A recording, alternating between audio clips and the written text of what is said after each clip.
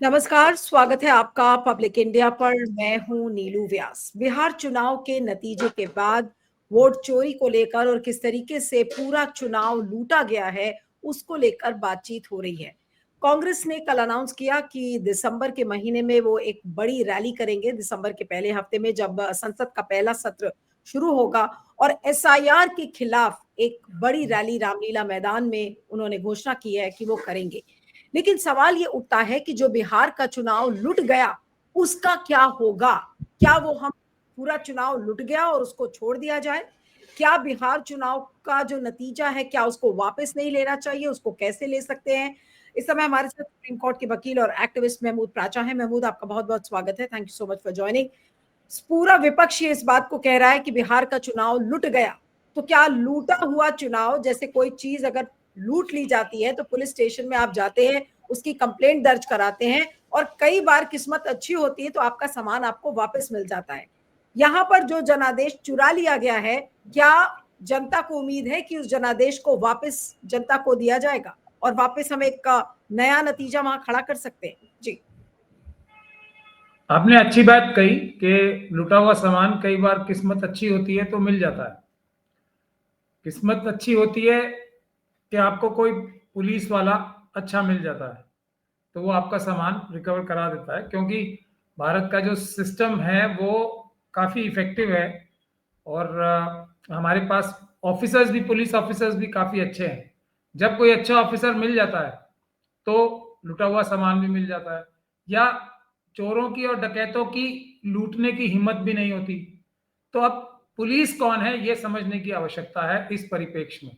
क्या चुनाव आयोग पुलिस है, या चुनाव आयोग स्वयं ही लुटेरा है या चोर है?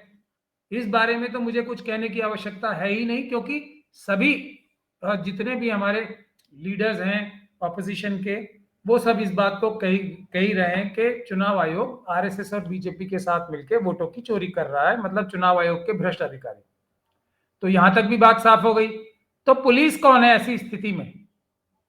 जनता के लिए पुलिस का काम बाबा साहब डॉक्टर भीमराव अंबेडकर के संविधान में ऑपोजिशन के लोगों का होता है। अब अगर पुलिस ऑफिसर अच्छा मिल जाएगा तो आपका लुटा हुआ सामान भी मिल जाएगा और उसकी गुंजाइश रहेगी, और 100% मिल जाएगा। अब हमारे जो पुलिस ऑफिसर्स हैं, मैं बार बार इस बात को कहता हूं, लोग अब तो शायद मेरी बातों से बोर भी हो गए होंगे। वो जो लीडर्स हैं, जो हमारे head of the police departments हैं सारी पॉलिटिकल पार्टीज में, उनके यहाँ रिश्वतखोर स्लीपर सेल्स हैं, उनके जो जूनियर ऑफिसर्स हैं, उसकी वजह से सारा मामला अभी तक गड़बड़ हो रहा है। लेकिन जो पुलिस के हेड ऑफिसर्स हैं वो हर बार, और हम लोग भी हर बार ये कह के कि ये स्लीपर सेल्स की बात सुन रहे हैं, तो अल्टीमेटली साबित क्या होगा अगर वो कुछ एक्शन नहीं लेते स्लीपर सेल्स के खिलाफ, या कोई भी हमें जनता को रिजल्ट नहीं देते, हमारा लुटा हुआ सामान ला के वापिस नहीं देते। क्योंकि सामान हमारा लुटा है जनता का, तो हमें पता ही है लुट गया, बताने की आवश्यकता नहीं है। नीलू जी, ज्यादा से ज्यादा बताएं तो आप जैसे लोग बताएं जो पत्रकार है। ये काम विपक्ष का नहीं है बताने का, बिल्कुल नहीं है। ये गलतफहमी है बहुत बड़ी विपक्ष को। उनका काम तो सोल्यूशन देने का और सोल्यूशन कराने का है।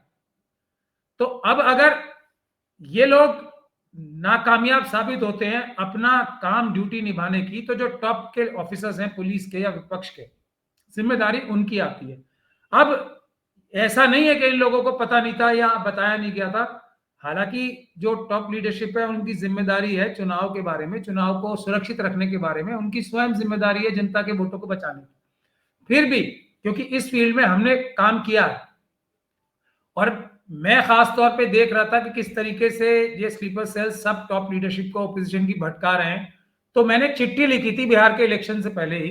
मैंने आपके एक और इंटरव्यू में पहले बताया भी था कि मैंने 7 जुलाई को ही वार्न कर दिया था कि ये मशीनों के माध्यम से, ईवीएम के माध्यम से गड़बड़ होने जा रही है। ये हमने लिखा था राहुल गांधी जी को, सभी पॉलिटिकल पार्टीज को, इंडिया गठबंधन की लिखा था जो बिहार में चुनाव लड़ रही, और ये लालू यादव जी को, बाकी सबको भी लिखा था वो, लेकिन मैं दिखा नहीं रहा हूं। लेकिन सिमिलर लेटर हमने जुलाई के शुरू में ही लिख दिया था कि ये गड़बड़ होने वाली है, रोक सको तो रोक लो, और हम रोकने की चेष्टा कर रहे हैं। हमें कुछ इंफॉर्मेशन सिर्फ आपसे चाहिए, एफएलसी से लेके और दूसरी जो इंफॉर्मेशन होती है वो उसमें आम नागरिक नहीं जा सकते, उसमें कोई प्रावधान नहीं। तो उसकी इंफॉर्मेशन सिर्फ हमने इनसे मांगी थी कि हम उसके बाद एक मजबूत कानूनी कार्रवाई करके ईवीएम से चुनाव में जो धांधली होती है उसको कम से कम कर देंगे ताकि आप चुनाव जीत जाओ। ये चिट्ठी मैंने आपको दिखा दी। एक भी पॉलिटिकल पार्टी ने हमें पलट के जवाब देना ही मुनासिब नहीं समझा। पता नहीं किस हवा में उड़ रहे थे सब, और उस हवा में उड़ने का अंजाम नजर आ गया। क्योंकि देखिए ये लोग गुमराह क्यों होते हैं, और स्लीपर सेल्स या बाकी सब लोग इन्हें गुमराह क्यों कर पाते हैं। राहुल जी और तेजस्वी यादव साहब ने जो वोट चोरी की एक रैली निकाली, जनता उमड़ उमड़ के इनके साथ आई, तो इनको यह गलतफहमी हो जाती है कि जनता हमें वोट दे रही है, हम जीत गए। जनता वोट दे रही है वो सही फहमी है, उसमें कोई गलती नहीं है। मतलब आरएसएस और बीजेपी से नफरत करती है जनता किसी भी प्रदेश की, बिहार की तो खास तौर पे, क्योंकि इतना पिछड़ा राज्य बना दिया इन्होंने। वोट जनता देती है, इनके साथ है, साथ कहना गलत होगा, आरएसएस और बीजेपी के खिलाफ है। तो जो भी मजबूत पॉलिटिकल पार्टी नजर आती है उसको ऑटोमेटिक वोट मिल जाते हैं, कुछ करने की आवश्यकता नहीं होती। अब सारा वोट चोरी का खेल जो दूसरे तरीकों से होता है वो बहुत इतना होता है कि जनता अपनी वोट ज्यादा देके, ज्यादा से ज्यादा वोट देके, जो जनता कोशिश भी करती है उसको पूरा कर ले, सारी चोरियों और जो बेईमानियों को आरएसएस बीजेपी और चुनाव आयोग के भ्रष्ट अधिकारियों की, जनता उसको ओवरकम कर सकती है। लेकिन मशीनों में गिनती से जो हेरफेर होता है, मतलब वोट अंदर कुछ और पड़े, गिनती कुछ और होती है, ये काम हम शुरू से बता रहे हैं, मशीनों से ये काम होता है। अब उसको रोकने में ये असफल है, और जो रोक सकते हैं लोग उनकी मदद करने में भी ये बिल्कुल कोई रास्ता दिखाना नहीं चाहते, ना रास्ते पे आना चाहते। ये बुनियादी बात है। अब क्या हम लोग देश का संविधान, देश की लोकतंत्र लुटने दें क्योंकि हमारी पुलिस या ऑपोजिशन पार्टी के जो टॉप लीडरशिप है वो हमारी रक्षा करने में, हमारे वोटों की रक्षा करने में असमर्थ है? तो ये हमें अब फैसला करना है जनता को। हमने उसके लिए बहुत सारे लोगों से बात भी की है। अब ये अल्टीमेटली जो फैसला हम लोग कर रहे हैं सिविल सोसाइटी के लोग के 15 दिन का टाइम, देखिए बिहार का चुनाव रद्द किया जा सकता है, 100% रद्द किया जा सकता है, इसमें किसी को शक और शुबे की गुंजाइश नहीं होनी चाहिए। ईवीएम की गड़बड़ी को दिखा के सिर्फ जो हमारा सारा मेहनत रही है ईवीएम की वीडियोग्राफी लेने की, उसके माध्यम से ही उसमें काफी सफलताएं भी मिली हैं। मैं भी आपको बताऊंगा, अभी बीच में भी सफलताएं मिली हैं, परसों भी एक सफलता मिली है। तो उसके माध्यम से हम ये चुनाव रद्द करा सकते हैं सारी हारी हुई सीटों पे।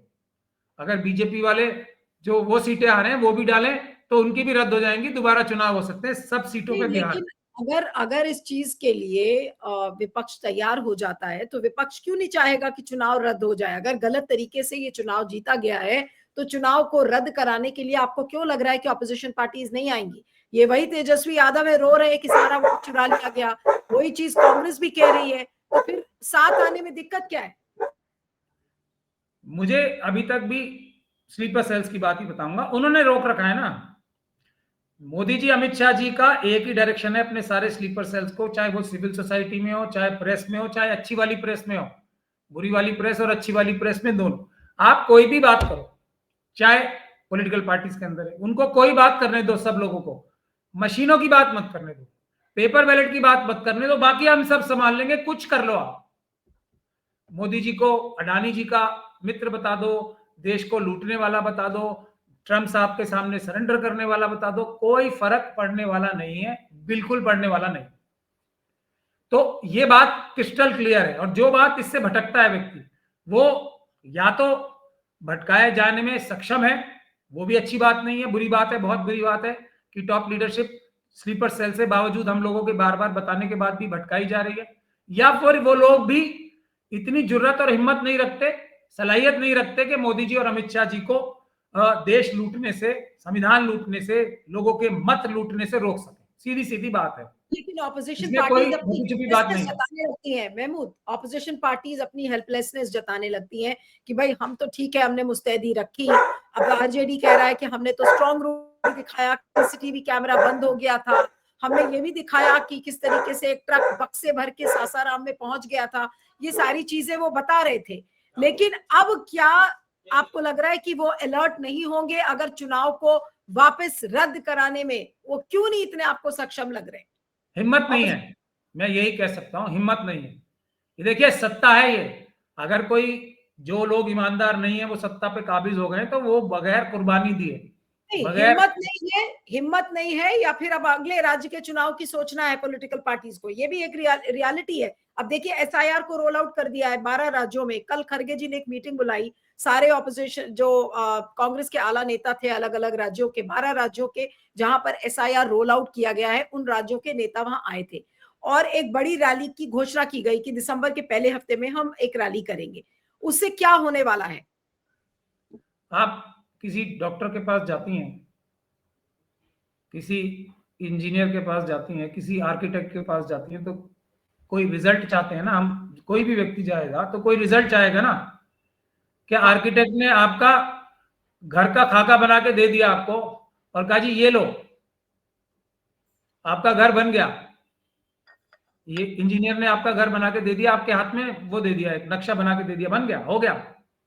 ये सब बातें जनता जैसे मोदी जी से जवाबदेही चाहती है, उसी तरीके से जनता विपक्ष से भी चाहती है कि आप सक्षम हो या नहीं हो। मोदी जी सक्षम हैं लूटने में देश को, हमें उन्हें रोकना है। आप उनको हटा पाने में सक्षम हो या नहीं हो? हम लोग वोट दे रहे हैं, आप हमारे वोट बचाने में सक्षम हो या नहीं हो? बात यहाँ पे बॉइल डाउन हो रही है, ये रियलाइज करना चाहिए। मीटिंग देखिए नीलू जी, हर इलेक्शन हारने के बाद एक मीटिंग होती है और थोड़ा सा मुंह दिखाने के लिए एक छोटा सा आंदोलन भी होता है। हम लोगों ने तो 2024 के पहले से जो आंदोलन किया था, जब जनता जो बड़ी आप ये संख्या कह में। रहे हैं, आप ये कह रहे हैं, आप एक बड़ा आरोप लगा रहे हैं, आप ये कह रहे हैं कि कांग्रेस दिखाने के लिए, क्योंकि इतना प्रेशर में है, इसलिए दिखाने के लिए इस रैली को अनाउंस किया गया है, हालांकि इसका कोई खास सीरियस मकसद नहीं है। बताइए आप क्या होगा अगर आंदोलन शुरू होता, जो राहुल जी और उन्होंने किया था, मार्च किया था ना, एक सिर्फ आंदोलन अगर जारी रहता तो बिहार में यह स्थिति नहीं होती। हम लोगों से अगर ये बात कर लेते तो, जो मैं तो जुलाई से वार्न कर रहा हूं ना, और हर इलेक्शन के बाद वार्न करते आ रहे। मैं आपको महाराष्ट्र का एग्जांपल देता हूं, किस लिए मैं ये बातें इस तरह की कर रहा हूं। महाराष्ट्र में मेरी शरद पवार जी से बात हुई, उसके बाद 100 पिटिशन डली, किस लिए? कि हम महाराष्ट्र का चुनाव, आपको याद होगा मैंने बोला था रद्द कराएंगे और with in a short time span में कराएंगे। देवेंद्र फडणवीस जी मुझे अपनी मेडन स्पीच में, इस बार जो चीफ मिनिस्टर बने थे, मेरा नाम ले लेके मुझे क्या क्या नहीं बोला उन्होंने, कितनी मतलब अपशब्द मेरे बारे में नहीं बोले। वो जनता के सामने उनकी पहली स्पीच सुनने जाके उसी में मेरा नाम है, तो उनको डर है मुझसे, जब भी मेरा नाम बार बार लेते हैं। वो असेंबली के अंदर मेरा क्या जिक्र करता, मैं तो महाराष्ट्र का वोटर भी नहीं हूं, कुछ भी नहीं हूं। तो लेकिन मेरे पास नब्ज है, सॉल्यूशन है। तो शरद पवार जी के साथ मिलकर उन्होंने सब पार्टी से बात भी की और उनका मैं धन्यवाद यहां तक करना चाहता हूं। लेकिन आगे क्या हुआ वो भी देख लीजिए। तो 100 से ज्यादा पिटिशंस डली। उसके बाद हमसे तारी संबंधी, जैसे तुम कौन वाली बात हो गई, पहचानना ही बंद कर दिया, मतलब गायब। और उसके बाद वो पिटिशंस हारनी शुरू हो गई। ये बहुत ही टेक्निकल केस है, और जब हमसे बात ही करना बंद कर दिया, हमें नजरअंदाज करना शुरू कर दिया, तो जो अंजाम होना था धीरे धीरे करके वो 100 पिटिशंस हारनी शुरू हो गई। ये बुनियादी बात है। हमने बार बार ये बोला है कि ये अदालत से भी लड़ाई जीती जा सकती है, लेकिन ये बड़े आंदोलन के बगैर अदालत से भी फैसला अच्छा नहीं आ सकता। हम लोग जो अपने लेवल पे छोटी मोटी विक्ट्रीज हासिल करते रहते हैं, जो कि इतनी बड़ी विक्ट्रीज होती हैं। अब देखिए राहुल जी ने जो प्रेजेंटेशन की, उसमें बहुत बड़ा खर्चा भी आया होगा, बहुत सारी मैन पावर भी लगी। लेकिन आज अगर उनका पिंड ट्वीट देखें, पिन ट्वीट राहुल जी का, मैं चाहूंगा अगर आपके पास कोई है तो राहुल जी का पिन ट्वीट दिखा दें अपनी आपके दर्शकों को। वो आज भी दिल में उनके वही है जो मैं बात कह रहा हूं। कौन रोक रहा है उन्हें? कौन रोक रहा है? ये उनकी बुनियादी सवाल है। उन्होंने आज भी मेरा जो हाईकोर्ट में हमने चुनाव आयोग को मजबूर कर दिया था ये कहने के लिए कि, मतलब देखिए चुनाव आयोग ने कानून बदला हमें वीडियोग्राफी ना देने के लिए। एक तो सबके सामने बदला, जो गवर्नमेंट ने बदला, चुनाव आयोग ने मिलके, कि हम वीडियोग्राफी नहीं देने की कानून बना रहे, क्योंकि पंजाब हरियाणा वाला केस हम जीत गए थे, हरियाणा असेंबली का।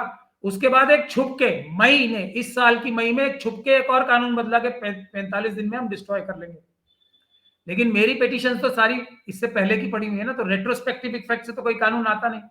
तो इनको लगा कि हम इतने 2 कानून बदलने के बाद भी हमें वीडियोग्राफी देनी पड़ेगी।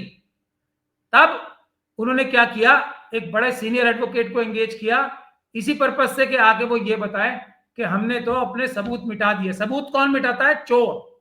तो ये एस्टेब्लिश हो गया और राहुल जी ने वही न्यूज लाइव लॉ की लगा रखी है जो हमारे केस में हुई। हाँ, नहीं, कोशिश कर रही हूँ मैं कि उस ट्वीट को मैं दिखा सकूं और ट्वीट को उसको प्ले भी करेंगे। हाँ, मैं प्ले भी कर रही हूँ उसको, I am playing out that tweet. और अब अगर हाँ, जब यहां तक बात साफ है, एक और मैं आपको बात बताता हूं। रॉबर्ट वड्रा साहब है, उन्होंने भी एक इंटरव्यू दिया एएनआई को और पीटीआई को। मैंने देखा थोड़ा सा उनका इंटरव्यू। उन्होंने भी अब उन्होंने बोला, बहुत महत्वपूर्ण बात बोली कि पेपर बैलेट से चुनाव करा लो, फिर रिजल्ट देख लो बिहार का। अब अगर ये बात वो बोल रहे हैं तो ये डेफिनेटली उनकी जो फैमिली डिनर्स, लंच या इनफॉर्मल डिस्कशंस होती होंगी फैमिली के अंदर, वहीं से तो आ रही है ये बात। लेकिन पेपर बैलेट की बात के लिए कोई आंदोलन किया? क्योंकि मोदी जी ने एक ही शर्त लगा रखी है, ये ईवीएम की बात मत करने दो, कुछ भी कर लो, बाकी सब हम संभाल लेंगे, हमारे पास वेरविदोल है, गिनती नहीं होने देंगे। तो इससे ज्यादा क्रिस्टल क्लियर मैं आपको क्या बता सकता हूं, बिहार का चुनाव अभी भी हम रद्द करा सकते हैं, सारी सीटों को कम टाइम में करा सकते हैं। अभी देखिए जो हमने वादे किए हैं ना, वो आपने कहा अपने कि हमने 15, आपने शुरू में अपने सबमिशन में कहा कि मैंने 15 दिन का टाइम दिया है। आपने 15 दिन का अल्टीमेटम ये किसको दिया है? क्या आपकी किसी ऑपोजिशन पार्टी से बात हो रही है? क्या आप लोग कोई मुहिम शुरू कर रहे हैं? आपका प्लान क्या है? क्योंकि आपने कहा कि हम बिहार का चुनाव रद्द करा सकते हैं, तो प्लान क्या है बिहार के चुनाव को रद्द कराने के लिए?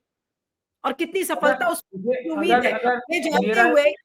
नहीं, नहीं, प्राचा, एक चीज और भी है कि कितनी सफलता की उम्मीद है ये जानते हुए कि कोर्ट्स बिल्कुल सोए हुए हैं इस मुद्दे पर। जस्टिस सूर्यकांत को देख लीजिए, उनका जीता जागता एग्जाम्पल है। वो क्या कर रहे हैं एसआईआर के केस में, वो क्या कर रहे हैं चुनाव आयुक्तों की नियुक्ति वाले केस में। आप मुझे ये बताइए, पहली सीढ़ी से ऊपर की मंजिल पे जाना होता है या ऊपर की मंजिल पे सीधे जाना होता है? मैंने बार बार ये बात कही है, जो भी व्यक्ति सुप्रीम कोर्ट सीधा जाएगा वो आरएसएस और बीजेपी के मन के मुताबिक कार्य करेगा। सुप्रीम कोर्ट किसी भी बड़े मुद्दे पे जाने का मतलब है डायरेक्ट कि आरएसएस और बीजेपी के की आप मंशा पूरी करो। ये मैंने एक बार नहीं, दसियों बार कहा है। अब हम तो छोटे वकील हैं, बड़े वकील तो है नहीं हम, लेकिन सफलताएं हमें मिल रही हैं। अभी परसों भी ऑर्डर मिला है। हमने, जो आपको याद होगा, पार्लियामेंट स्ट्रीट में एक कंप्लेंट की थी ना, किस चीज की, कि यही ईवीएम के बारे में सारी चोरी हुई है और इलेक्शन कमीशन के ऑफिसर्स के खिलाफ, बीजेपी के ऑफिसर्स के खिलाफ इलेक्शन ईसीआई। 2024 का चुनाव था, आई थिंक 2024 का चुनाव यस था यस यस यस। जिसके पार्लियामेंट थाने में। ये ये लंबी लड़ाई होती है, इतना बड़ा देश के साथ नुकसान हो रहा है, तो एक दिन में सफलता नहीं मिलेगी, और वो भी तब जब हम अकेले हाथ से लड़ रहे हैं। हमारे बहुत सारे लोग जो हमारे साथ सोशल जो एक्टिविस्ट थे वो भी जुड़े थे, उन्हें भी सब पार्टीज ने अपनी तरफ कर लिया। मैं तो आपको क्या क्या अपने दिल की दास्तान बताऊं, पर ये मेरा पर्सनल इशू तो है नहीं।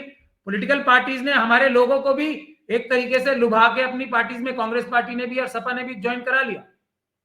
ईवीएम का मुद्दा उनमें से कोई नहीं बोल रहा है अब, जबकि वो इन पॉलिटिकल पार्टीज की नजर में ही ईवीएम की वजह से आए थे।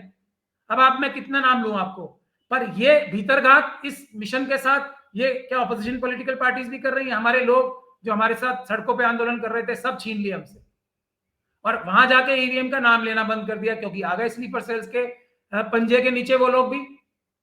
अब मैं आपको बताता हूं कि हमने उस चुनाव में भी वादा किया था लोगों से कि ये राजीव कुमार जी जो ये कर रहे हैं, इनको बाबा साहब के संविधान और कानून के तहत हम इनको कानूनी कार्रवाई करेंगे और इनको जेल भिजवाएंगे। उसकी शुरुआत अब जाके हुई है, क्योंकि हम अकेले ये काम कर रहे हैं। हमने ये कंप्लेंट कराई थी, और अमित शाह साहब की पुलिस, जो अमित शाही पुलिस है, उसने क्या करना था, फिर हम मजिस्ट्रेट के पास गए।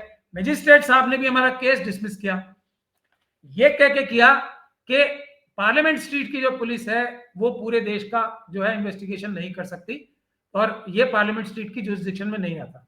तो हम उसके खिलाफ अब गए रिवीजन कोर्ट में, सेशंस कोर्ट में। उन्होंने प्रथम दृष्टया मान के उनको नोटिस इशू किया है। किस किस को, मैं आपको बताता हूं। राजीव कुमार जी को तो चुनाव अदालत में बुलाया गया है कि बताओ तुम्हारे खिलाफ एफआईआर क्यों दर्ज ना हो। तो हम लोग अकेले बिल्कुल सब जो हमारे साथ भीतर घात होते हैं, जो बाहरी घात होते हैं, उसके बावजूद भी अगर हम इतने रिजल्ट ला सकते हैं, राजीव कुमार जी को नोटिस हुआ है क्योंकि उस समय वही चीफ इलेक्शन कमिश्नर थे। सुखबीर सिंह संधू साहब को भी हुआ है। ये कई सारे बीजेपी के जो नॉमिनेटेड डायरेक्टर्स थे ईसीआईएल और बीईएल में, उनको भी हुआ। तो अगर हम लोग, एक ऑफिस इतना कर सकता है, तो अगर ये हम सब लोग मिलके करेंगे तो क्या हम रिजल्ट पा सकते हैं? नहीं पा सकते इन्हीं अदालतों से, लेकिन उसके लिए आंदोलन करना पड़ेगा। पहली चीज, 80% आंदोलन से सफलता मिलेगी, 20% अदालतों से तो हम 20% से ज्यादा सफलता ला रहे हैं, जो कि ऑलमोस्ट इम्पॉसिबल काम लगता है बहुत लोगों को। लेकिन कुछ कुछ ईमानदार जजेस भी हैं और कुछ कुछ मेहनत भी करनी पड़ती है एक्स्ट्रा, और थोड़ा दिमाग लगाना पड़ता है। तो अब मैं ये जानना चाहता हूं देश की जनता से, तो अल्टीमेटम ये है, 45 दिन होते हैं। देखिए, अब एक बार चुनाव हो जाए, उसके रिजल्ट आ जाए, तो एक ही रास्ता है कानून में, और वो रास्ता है इलेक्शन पिटीशंस डालना इंडिविजुअल। सारी की सारी सीटों पे इलेक्शन पिटीशंस डालनी पड़ेंगी, जैसा हमने महाराष्ट्र में किया। अब पॉलिटिकल पार्टीज अगर 15 दिन तक, जो 45 दिन में से 15 दिन तक तो उनको टाइम है, अगर वो डालते हैं, मैं सब कुछ इन्हें सिखाने के लिए तैयार हूं, सब कुछ बताने के लिए भी तैयार हूं। अगर डालते हैं तो ठीक है, नहीं तो बाबा साहब के संविधान ने और उनके प्रिस्पेक्टिव ने, जो उन्होंने भारत के लिए सोचा था आगे, कभी ये वक्त भी बाबा साहब ने एनविसेज किया था कि जब पॉलिटिकल पार्टीज सत्ताधारी पार्टियों के सामने दब जाएंगी या उनसे मिल जाएंगी, तब क्या जनता का अधिकार खत्म हो जाएगा अपने मन मुताबिक ईमानदार लोग चुनने का? आपके हिसाब तो से उसके लिए भी रास्ता बाबा साहब ने बनाया था।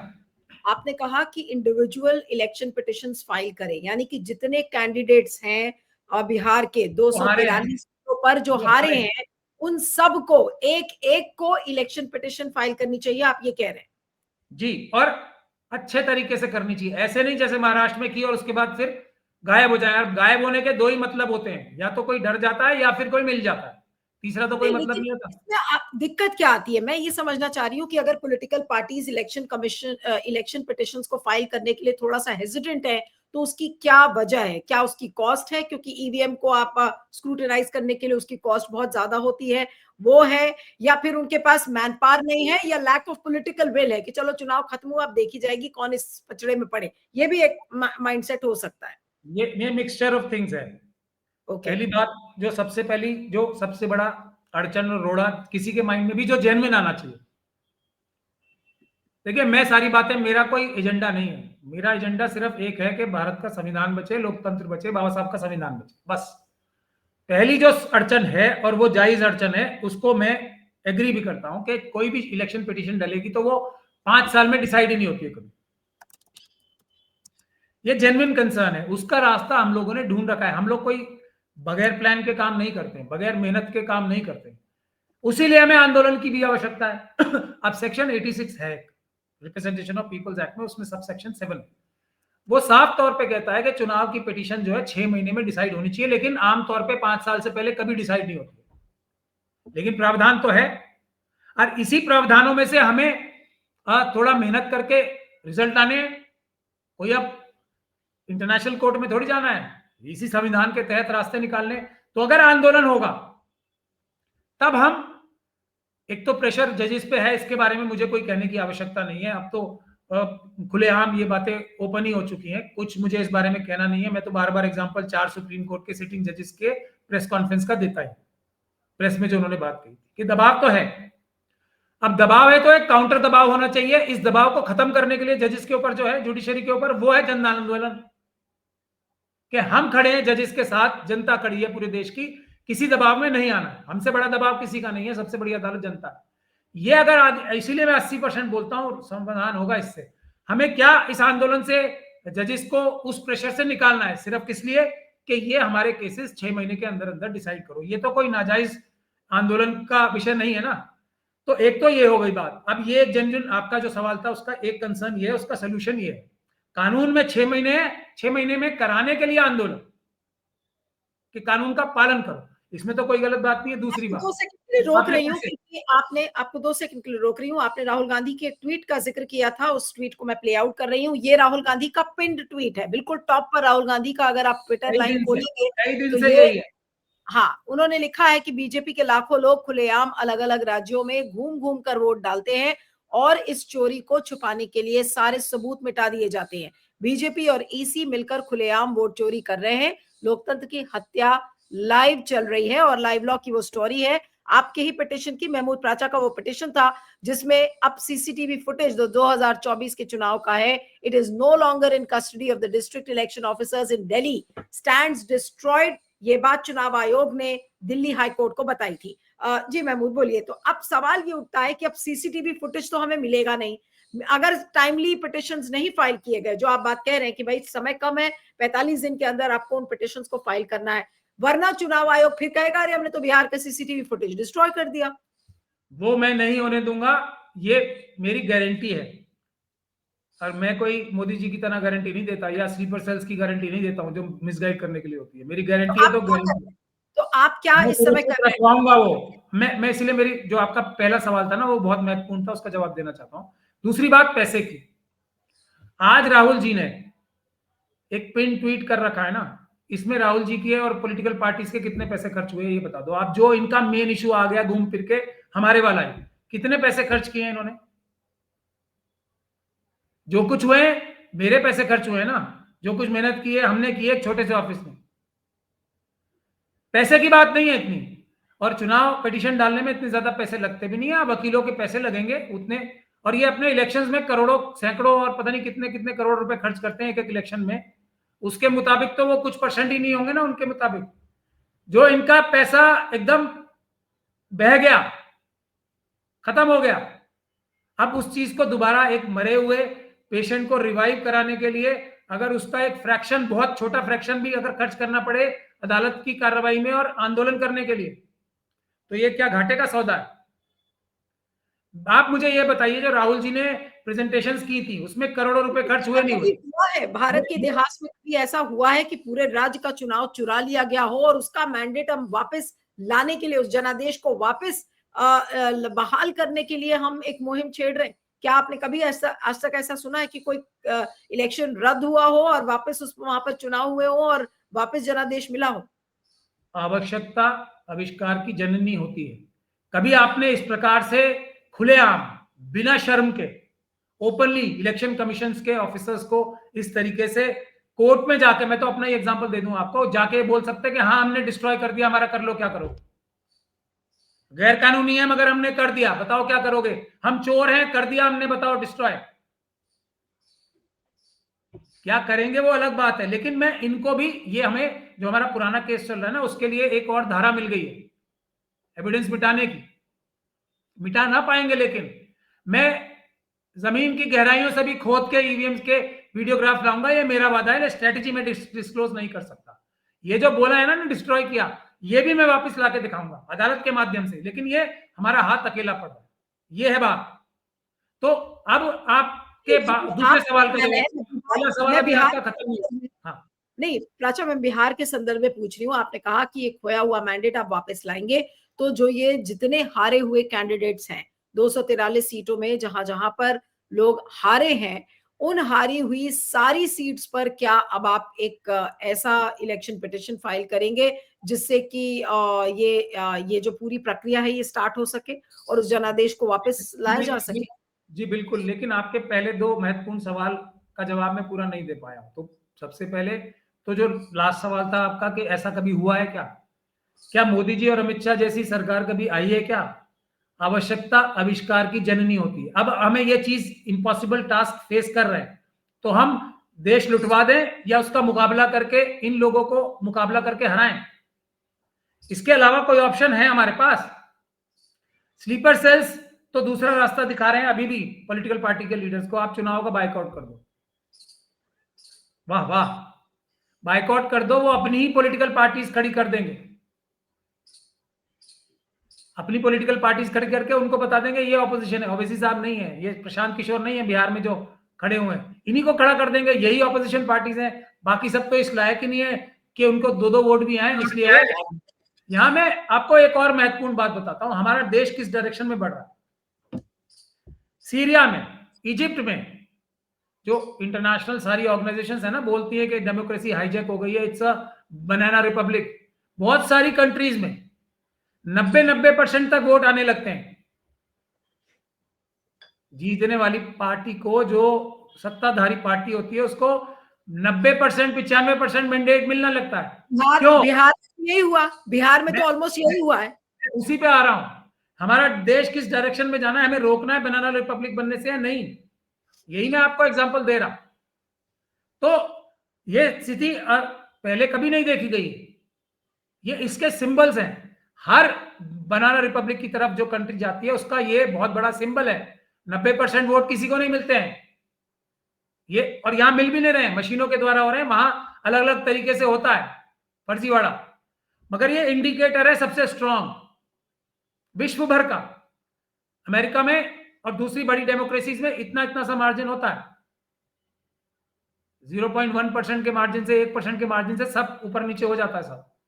तो ये जो 90% सीटें आ रही हैं, ये किस तरफ दिखा रही है, दर्शा रही है कि देश कहां जा रहा है, उसको रोकना है हमने, और रोकने के लिए कुर्बानी देनी पड़ेगी, जमानी जमा खर्च से नहीं होगा। राहुल जी ने इतनी बड़ी जो एक एक्सरसाइज की, वो बिल्कुल जेन्युइन एक्सरसाइज थी, उसको डिफेंड करने के लिए भी उनके पास लोग नहीं है। स्लीपर सेल्स ने उन्हें आधी अधूरी बात बताई और वो उसके तरह तरह की बहस खड़ी कर दी बीजेपी और आरएसएस ने। हमारे वाले ये ईवीएम की वीडियोग्राफी के इश्यू पे कोई भी बहस खड़ी कर पा रहे हैं वो, मां सिवाय एक के कि जो महिलाएं हैं उनकी वीडियो नहीं देंगे, इसके अलावा कोई आर्गुमेंट आया है? और वो कितना निचले दर्ज का आर्गुमेंट है जो किसी कोर्ट में नहीं चलेगा, क्योंकि वोट देना कोई चोरी करना थोड़ी है। महिलाओं को वोट देते दिखाना तो चुनाव आयोग की एक बहुत परंपरा रही है कि देखो महिलाएं आगे बढ़ बढ़ के वोट दे रही हैं। ये तो फख्र की बात है, गर्व की बात है कि महिलाएं पुरुषों से भी ज्यादा जाके वोट दे रही हैं। इसमें छुपाने की कौन, क्या चोरी कर रहे हैं क्या कोई वहां जाके? तो ये तो ऐसे ध्वस्त हो जाएगा। उसके अलावा चुनाव आयोग ने कोर्ट के अंदर या कोर्ट के बाहर एक भी आर्गुमेंट दिया है? ये जरूर कहा है कि हमने गोल पोस्ट बदल दिया, कानून बदल दिया, हमने डिस्ट्रॉय कर दिया। तो तब भी इन ऑपोजिशन पॉलिटिकल पार्टी के लीडर्स को समझ नहीं आ रहा कि सच क्या है और झूठ क्या है। तो अल्टीमेटम पे मैं अल्टीमेटली आता हूं। आपका पहला जो सवाल था ना पैसे का और इसका, पैसा और इसकी तो इनको कोई परेशानी नहीं है, परेशानी है दबाव की, परेशानी है लालच की, और परेशानी है स्लीपर सेल्स की। जाएगा क्या इनका? कुछ नहीं जाएगा। हारी हुई बाजी जीतने के लिए कोशिश नहीं करनी चाहिए। और आपने कहा ना बिहार के बाद अब दूसरे काम पे लग जाएंगे, तो सीक्वेंस में बढ़ रहा है। देखिए 2019 के चुनाव हुए, किसी ने कोई आंदोलन नहीं किया बड़ा वाला, मीटिंग्स हुई, उधर राजस्थान में भी हुई, सब जगह मीटिंग्स की, कांग्रेस पार्टी ने कमिटीज बनाई, खत्म। उसके बाद अलग अलग चुनाव हुए, मध्य प्रदेश, छत्तीसगढ़, राजस्थान, गुजरात, होते गए चुनाव।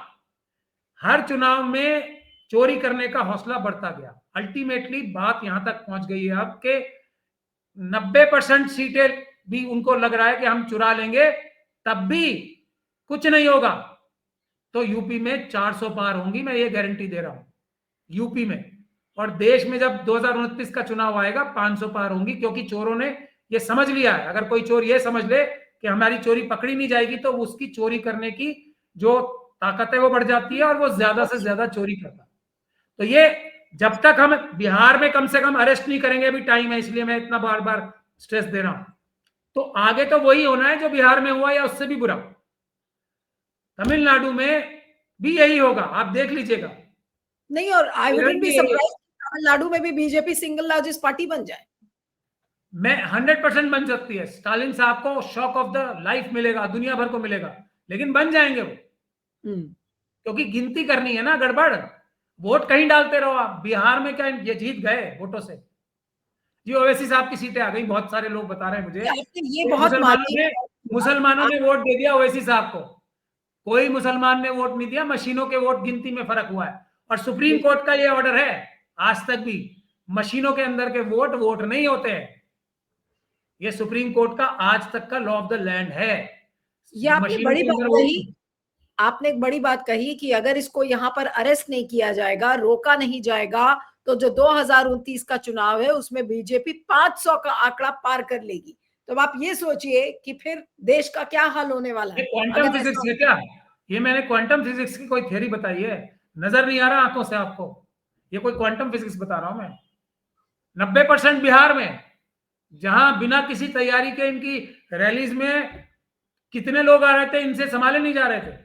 राहुल जी की सुरक्षा को खतरा हो गया था बिहार में इनकी मार्च करने से। क्या वोट चोरी? और वोट चोरी सिर्फ सबसे ज्यादा होती है, बाकी तरीके से भी होती है, मैं नहीं बोल रहा हूं इस बात को, सबसे बड़ी होती है मशीनों से, और उसका कोई जिक्र नहीं है, करते रहो जिक्र। अब पिन तो ट्वीट लेकिन करने आप से, सुनिए, अब एक वोट एक एक चोरी का जो कहावत है ना। मुद्दा है, देखिए दो दो धाराएं इसमें नजर आ रही है। वोट चोरी का जो मुद्दा है, एक राहुल गांधी ने जो वोटर लिस्ट को किस तरीके से मिसअप्रोप्रिएट किया गया उसका मुद्दा बताया। आप चुनावी मशीन की बात कर रहे हैं कि असली चुनाव की चोरी चुनावी मशीन से बड़ी होती है। मेजर तो मेजर चोरी। क्या इन दोनों मुहिम को एक नहीं किया जा सकता अपने लोकतंत्र को बचाने के लिए? भाई अगर आप चुनावी मशीन को प्रिजर्व करने की बात कर रहे हैं, उसकी सैंक्टिटी वापस लाने की बात कर रहे हैं, और वो वोटर लिस्ट की बात कर रहे हैं, तो कौन सा बड़ा इसमें रॉकेट साइंस है? अगर आप दोनों साथ आ जाए, साथ आकर एक मुहिम चलाएं, तो कम से कम चुनाव चोरी होने से तो बच अरे जाएगा। मेरे तो हलक में छाले पड़ गए, ये अलग है ही नहीं ना, वो भी मुद्दा है, मगर वो अकेला मुद्दा या सारे वो मुद्दे मशीनों को छोड़ के इनकी बेईमानी को रोकने में सक्षम नहीं है। वो तो है ही रहेगा। हम ही ने इफेक्टिव कार्रवाई कर रखी है राहुल जी के लिए, और सबके लिए बता दूं मैं, हमने उसके लिए भी एफआईआर कराने की कार्रवाई चल रही है। ये जो वोट चोरी की ये सारी जो प्रेजेंटेशंस हुई है ना करोड़ों रुपए खर्च करके, उससे ज्यादा फायदा और उससे ज्यादा उसका इलाज हम लोग ऑलरेडी कर चुके हैं, काफी एडवांस स्टेज में, किसी दिन भी अच्छी खबर आ जाएगी। मैं कब बोल रहा हूं कि वो इशू नहीं है, और आप हम राहुल कब बोल रहे हैं गांधी, कि हम तो देखिए, मैं थोड़ा इज्जत और विकार वाला आदमी हूं। मैंने सिर्फ जिंदगी में अपनी एक ही मुद्दे के लिए मैंने अपनी इच्छा जाहिर की है कि मैं किसी पॉलिटिकल लीडर से मिलना चाहता हूं, उनकी शर्तों पे। मैं नहीं मिलता किसी से भी, मेरा ये आज तक का इतिहास है। मैं नहीं चाहता कोई भी पद, मुझे कुछ नहीं चाहिए, और ना मैं अपना इज्जत रखता हूं, मैं अपने घर में खुश हूं, मुझे किसी से नहीं मिलना होता है। कुछ भी हो जाए, मेरे ऑफिस में रेड हुई, मैंने किसी से गुहार लगाई, मेरे ऊपर क्या क्या जुल्म और ज्यादतियां नहीं की अहमद पटेल साहब से लेके और ये अमित शाह और मोदी जी ने, मैं अगर गिनवाने लग जाऊं तो आपके कई घंटे इसमें लग जाएंगे। मैंने किसी से गुहार लगाई, किसी को बोला जाके कि मेरी मदद करो, किसी को बोला मैंने? मुझे नहीं आवश्यकता है।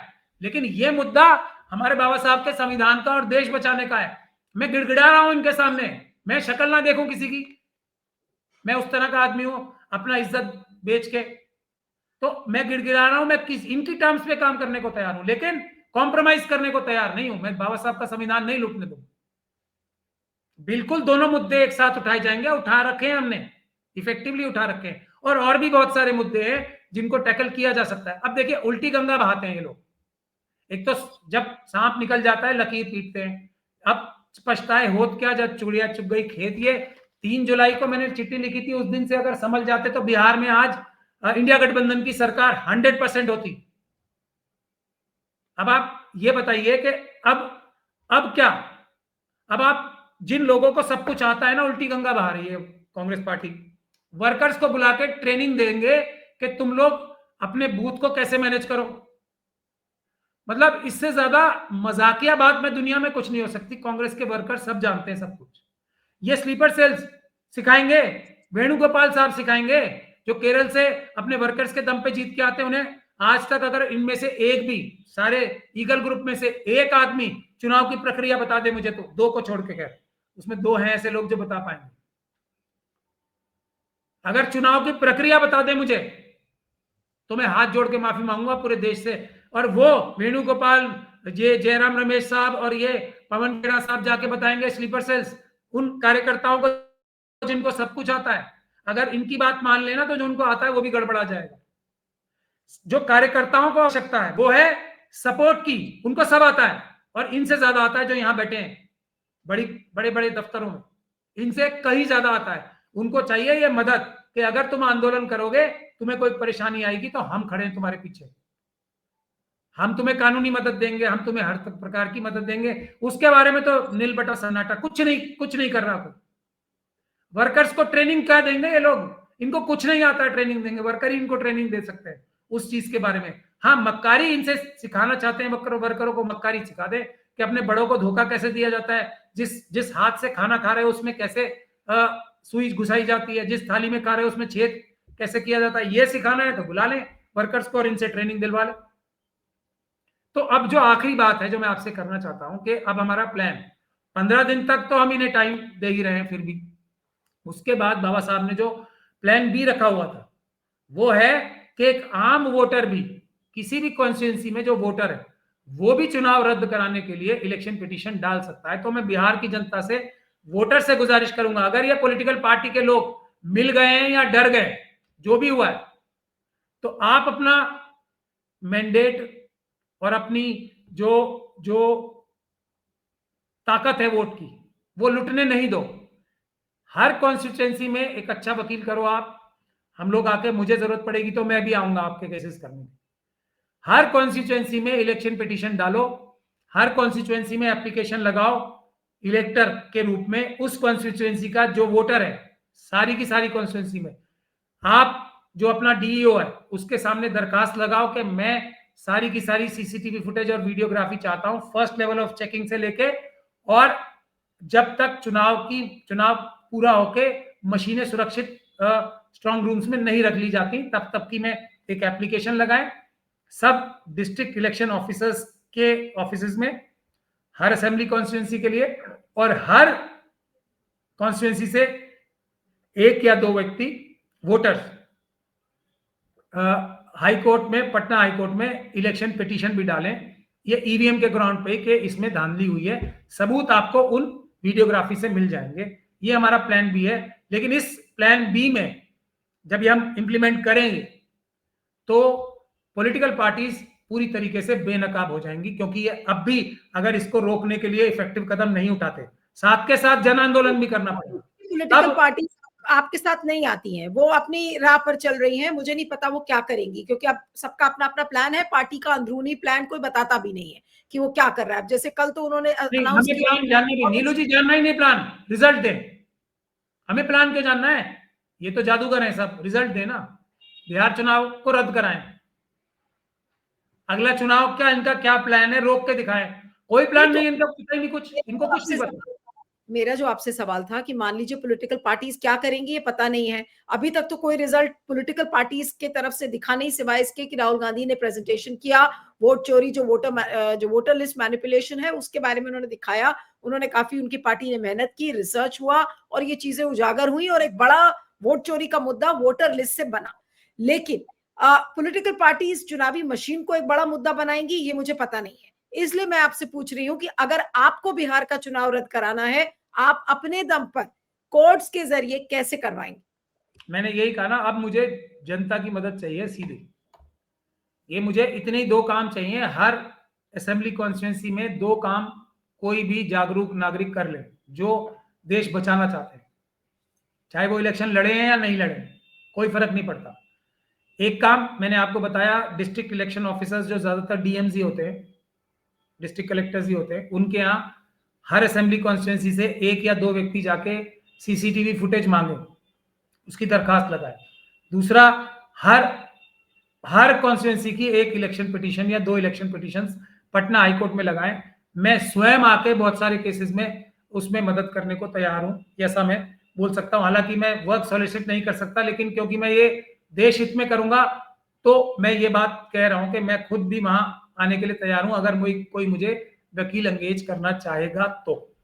ये स्थिति है, पॉलिटिकल पार्टीज करेंगी तो लड़ाई मजबूत होगी, आंदोलन भी बड़ा मजबूत हो जाएगा और बिहार के चुनाव जल्दी रद्द हो जाएंगे। नहीं करेंगी तब भी हमारी लड़ाई तो जारी है, जितना जनता हमारा साथ देगी हम करेंगे, जितना अकेला हम कर सकते हैं उतना हम करते रहेंगे, देश लुटने नहीं देंगे इस प्रकार से। चलिए, आपका बहुत बहुत शुक्रिया and all the best and wish you good luck for your efforts. Thank you so much for joining. Thank you so much for talking.